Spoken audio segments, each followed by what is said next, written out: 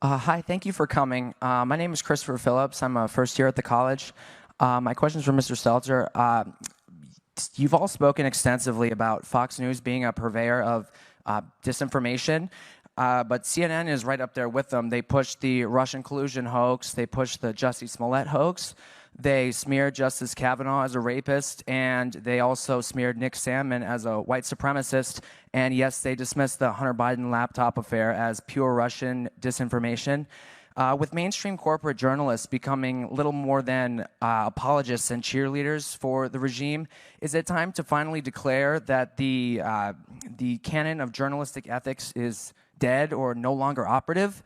All the mistakes of the mainstream media, and CNN in particular, seem to magically all go in one direction.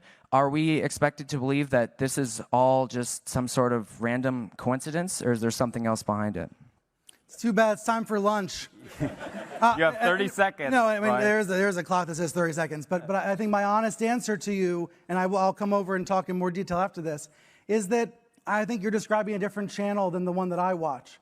But I understand that that is a popular right-wing narrative about CNN.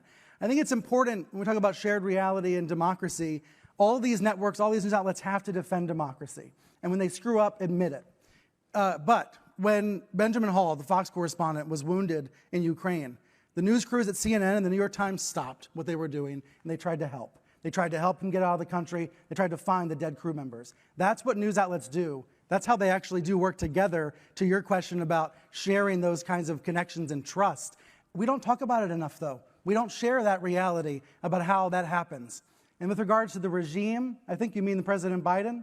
The last time I spoke with a Biden aide, we yelled at each other. So that's the reality of the news business that people don't see, that people don't hear. They imagine that it's a situation that it simply is not.